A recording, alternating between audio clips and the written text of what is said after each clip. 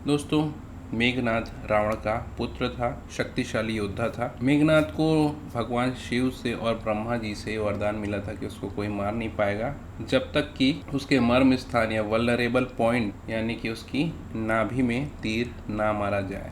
तो लक्ष्मण जी उसकी नाभि में तीर मारते हैं और वो जाके तब मरता है। तो ये कहानी मैं आपको क्यों सुना रहा हूँ ये आपको आगे समझ आ जाएगा। फिलहाल आज बात करते हैं हैरियर ईवी की लॉन्चिंग है कल 2 बजे। उसका एक वीडियो है 3 मिनट्स का जिसमें उसकी ऑफ रोडिंग कैपेबिलिटीज़ दिखाई गई है। ऑल व्हील ड्राइव जो है दो मोटर के साथ गाड़ी आएगी हैरियर ईवी। उस वीडियो के बारे में बात करेंगे, साथ ही बात करेंगे ईवी के एडवांटेज क्या हो सकते हैं ऑफ रोडिंग कैपेबिलिटीज़ में, ईवी के डिसएडवांटेज क्या हो सकते हैं और दूसरी बातें भी करेंगे।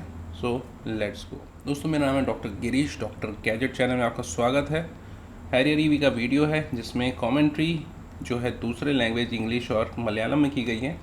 हिंदी में आपको शॉर्ट में बताता हूँ और क्लिप दिखाता हूँ, फिर हम आगे की बात करेंगे।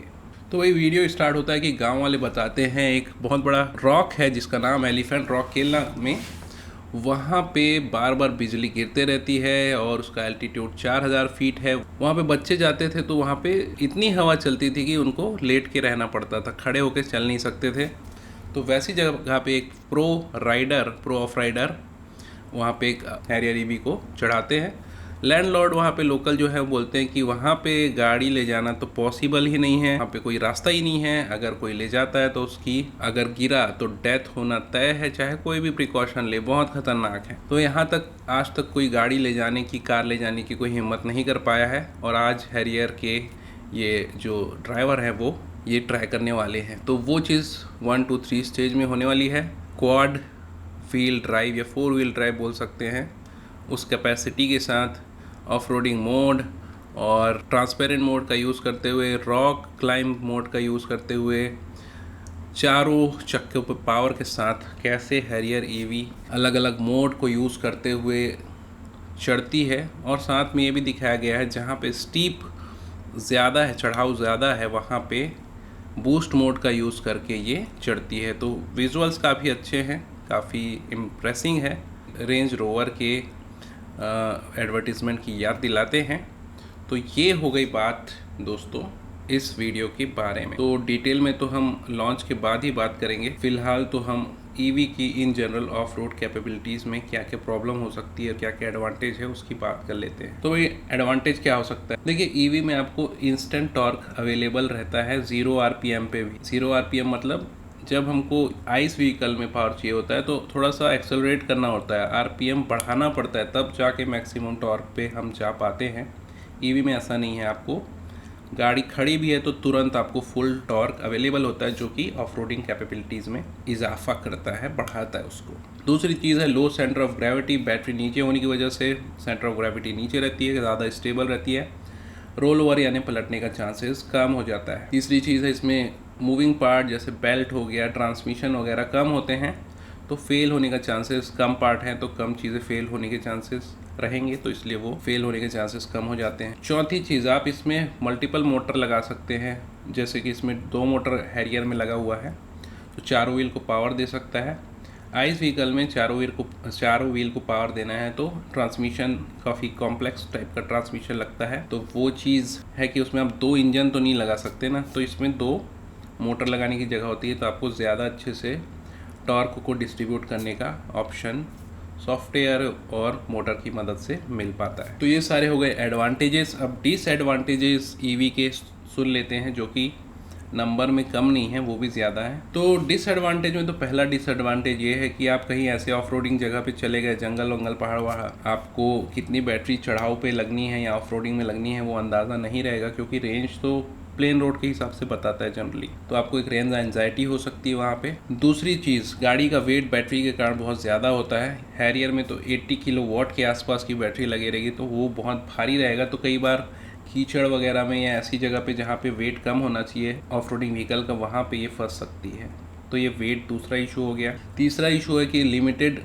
आप यूज़र्स रिपेयरबिलिटी, यूज़र खुद जो है थोड़ी बहुत चीज़ें बना लेते हैं ऑफ रोडिंग में, कुछ ख़राब होता है तो इसमें आप कुछ भी नहीं कर सकते। अगर कुछ ख़राब हुआ या प्रॉब्लम आई तो आप फंस सकते हैं, या फिर सीधा सर्विस सेंटर से ही आपको कांटेक्ट करना पड़ेगा, खुद कुछ भी ज़्यादा नहीं कर सकते। चौथा पॉइंट है वो सबसे खास है। जैसे टाटा ने पूरा फुल बॉडी तो 5 स्टार रेटिंग बना दिया, चाहे आगे से टकराए, पीछे से टकराए, साइड से टकराए, ऊपर से कुछ गिरे, सब जगह पे आपको टाटा का लोहा जो बोलते हैं, देश का लोहा, वो लगा दिया। तो एनकैप रेटिंग तो टाटा की ईवीओ में 5 स्टार की मिलती है।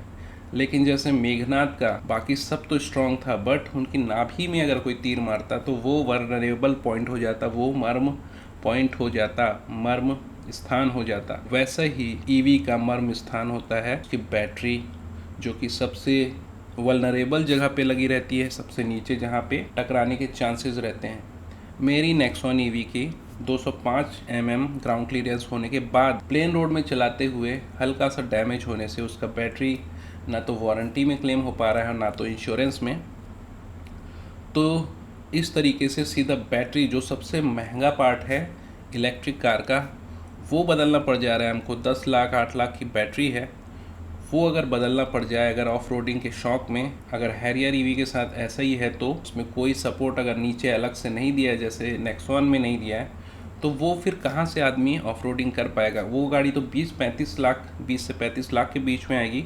उसकी बैटरी तो 10 से लेके 15-16 लाख रुपए की होगी, क्योंकि उसमें 80 किलोवाट तक की बैटरी आ रही है और साथ ही 2 मोटर भी हैं। तो इन सारी चीज़ों में खर्चे लंबे आने वाले हैं अगर आप बहुत ज़्यादा ऑफ रोडिंग कर देते हैं तो ये वीडियो के लिए अच्छा है कि ऐसी ख़तरनाक जगह पे चढ़ाते हुए दिखा दिया है। बट इलेक्ट्रिक व्हीकल जो है वो मॉडरेट टू माइल्ड ही ऑफ रोडिंग कर सकते हैं। ऐसे ख़तरनाक वाले ऑफ रोडिंग तो मेरे ख्याल से दिखाना भी नहीं चाहिए था।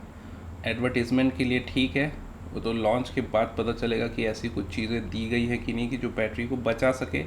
लेकिन जब 205 mm की ग्राउंड क्लियरेंस वाली नेक्सॉन गाड़ी का ये हाल है, तो टियागो और टिगोर इसका क्या हाल होता होगा जिसका ग्राउंड क्लियरेंस कम है। सिर्फ टाटा की बात नहीं है ये, महिंद्रा ने भी यही टर्म्स एंड कंडीशन दिया है कि अगर बैटरी पैक है, उसका ट्रे, यानी कि उसको बचाने के लिए नीचे ट्रे रहता है, उसमें अगर स्क्रैच है, डैमेज है, तो वारंटी आपकी चली जाएगी। तो ये क्या बात हुई?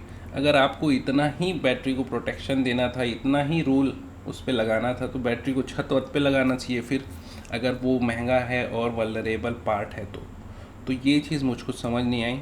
क्या ये ईवी कंपनियां इसको एक बहाने की तरह ले रही हैं कि अगर आपका स्क्रैच हुआ तो हम वारंटी नहीं देंगे? क्या वो वारंटी देने से बचना चाह रहे हैं क्योंकि वो महंगा आता है और वो अपना सिर्फ कमर्शियल पर्पस, पैसे कमाने का पर्पस देखना चाहते हैं, चाहे ग्राहक का कुछ भी हो? तो मेरी गाड़ी में देखिए बहुत ही माइनर डैमेज था, आपको पहले भी वीडियो में बता चुका हूँ मैं, और जिन्होंने नहीं देखा है वो देख सकते हैं। उतने माइनर डैमेज में गैप सा हो गया। मैं अभी ट्रेन से जा रहा था तो देखा कि ट्रेन के जो प्लास्टिक वाले पार्ट है, अच्छे से अगर वो मोल्ड नहीं हुआ है, उसमें भी बिना टकराए किसी चीज़ से उस तरीके का डैमेज दिख रहा था जैसा मेरे बैटरी पैक में दिख रहा है।